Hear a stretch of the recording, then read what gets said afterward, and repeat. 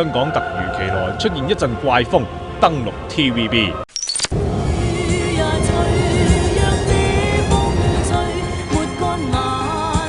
吹走一班大台新聞主播，就連財經台嘅資深主播林小珍同埋范巧如都吹走埋。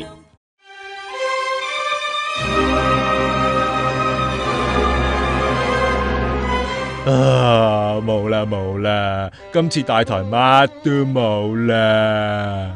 咁冇電視睇點算啊？哎呀，世界末日㗎啦！末日啦！大台財經主播孖住走，林小珍話工作同回報唔成正比。唉，喊鬼喊馬咩？人哋范巧如同林小珍分別喺9月中同10月尾離開大台啊，輕輕鬆鬆鄧子峰㗎。9月9號，我同小珍同日息影啦，好難得眼淺嘅我，眼淚竟然頂得住。最後一天主持節目，拜拜。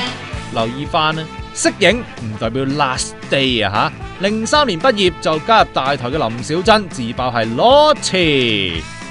咦，工都未揾就唔撈，唔通有不為人知嘅秘密？嗱，小珍接受傳媒訪問呢，有講過喺大台嘅工作量同回報唔成正比，基本上呢，財經台係要負責晒成個大台嘅財經同樓市新聞噶，最長試過開足12-13粒鐘啊，放假都要翻公司嘅陰公。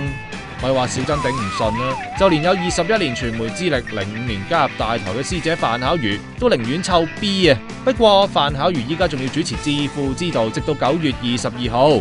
據知大台成個財經部門呢，台前幕後有30幾人，留意翻啦，係負責全台嘅財經同樓市新聞噶，仲有一大班新人出現斷層情況，人工唔理想，又翻足10幾粒鐘，唉，好似林小珍咁講啊，走要勇氣，留低更加要勇氣啊！蘋果 App 新功能，揀我的內容，鍾意睇乜就睇乜。